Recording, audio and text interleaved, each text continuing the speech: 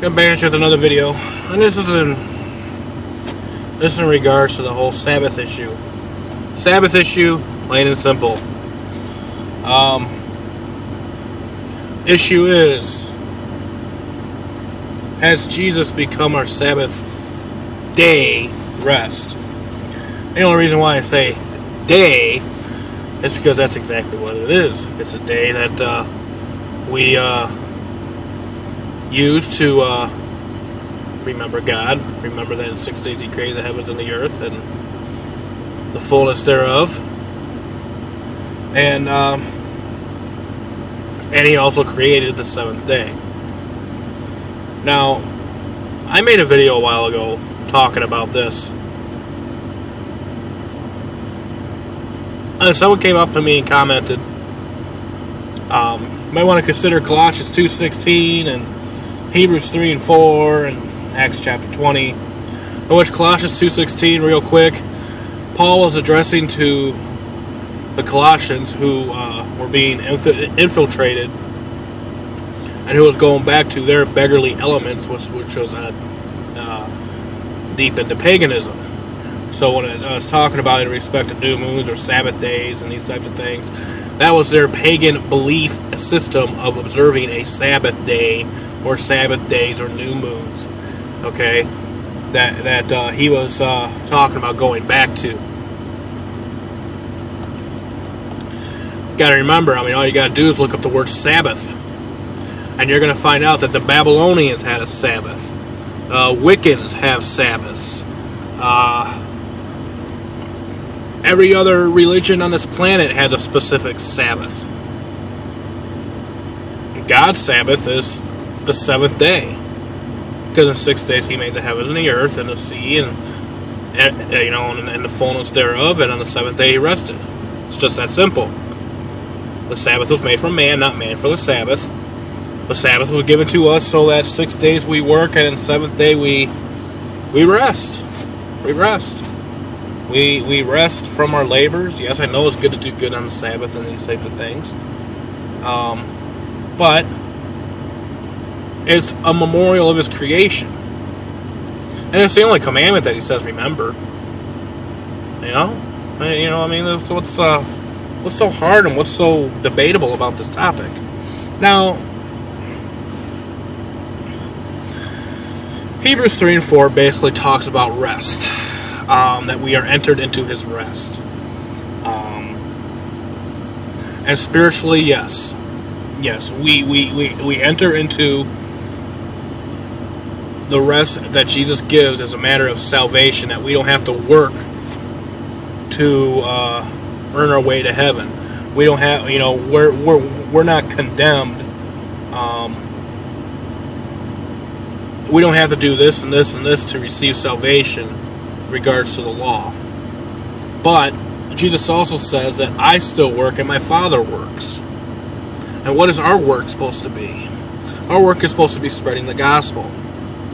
We don't actually enter into the rest until the millennial reign. So, very, very simple, folks.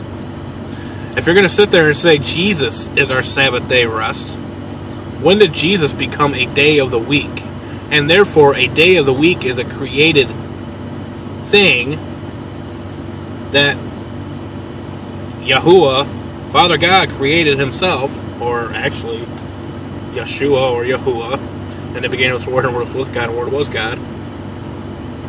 So what, did He create Himself? So by saying that Jesus has become our Sabbath day rest, then you're literally saying that He was created. That's no difference than saying that Michael the Archangel is Jesus Christ, which is an erroneous teaching.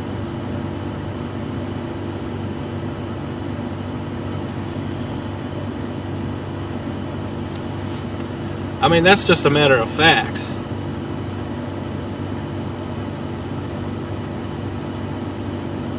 You can't. And plus, on top of that, Jesus said He is Lord of the Sabbath. You go into Exodus chapter 20, and it says, Sabbath of the Lord thy God. Lord of the Sabbath, Sabbath of the Lord. You don't know what the true Lord's Day is? That's the day. That's the day. I don't care what the church fathers said. I don't care what the Catholic Church said. I don't care what Justin Martyr said or Ignatius, whatever. I don't care what those church fathers say. The church fathers aren't in the Bible. You're not supposed to be calling anyone father anyway. I don't care what the church fathers say to have to defend the first day of the week. If you want to worship God on the first day of the week, worship God on the first day of the week. Don't bother me none. You're supposed to be worshiping in spirit and truth every day of the week. And like I said in my one video, the Sabbath-keeping people are just as guilty as the Sunday-keeping people. Because the Sabbath-keeping people do the same thing as the Sunday-keeping people. The Sabbath-keeping people will use this one day to rest and everything like that, and fellowship or whatever, and then they go on throughout the rest of the week acting like the devil, sinning, and say, oh, God will forgive me, blah, blah, blah, blah. And then, come the seventh day again, they all fellowship and repeat the cycle over and over and over again. The same thing is with Sunday-keeping people.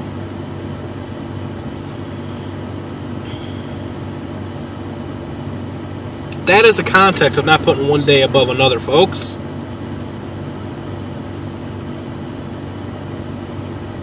Every day,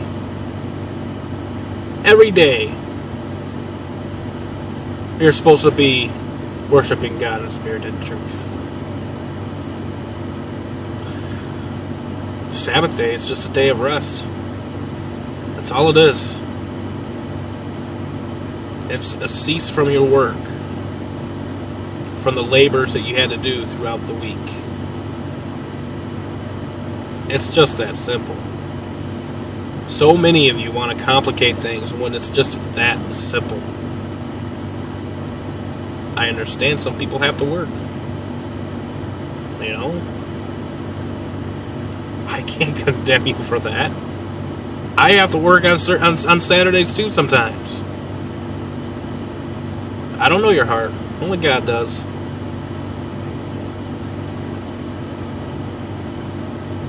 But the plain, simple matter of the fact is that Sabbath day is still the Sabbath day, Saturday, whatever. It has not changed. As a matter of fact, get used to it, because come the millennial kingdom, you're going to be observing it, along with at least the Feast of Tabernacles and the Feast of Unleavened Bread. You're going to be observing it. Get this too.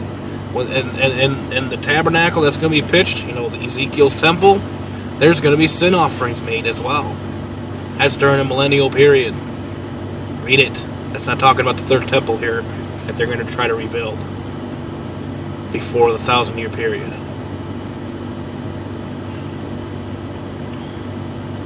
So you might as well get used to it. From one new moon to another, from one Sabbath to another. That's specifically mentioning after, during the 1,000 years. So if it hasn't changed now, what makes you think,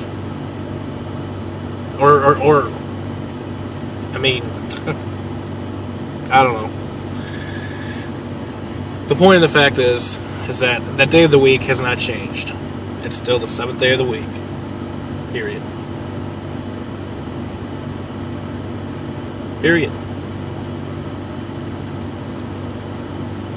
If your conscience is pricking you about it, well then,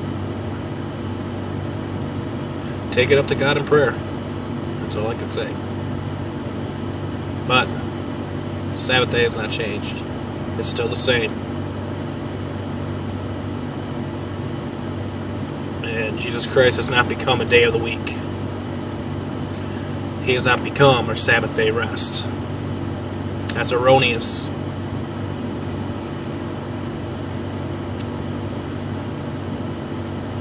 And I would really look at Colossians and read about the people of the Colossians. And that's how they were addressed.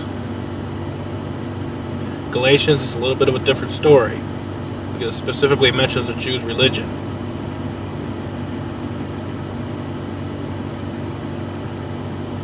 But in Galatia, it was these Jews that were trying to bring them back under the bondage of the law to where they had to do this and this and this in order to obtain salvation. You're not saved by the law. Salvation is a free gift. But you obey the law, the 10 Commandments, because you have faith in God and you love Him and you want to obey Him. And by the way, faith without works is dead, according to James 2. So,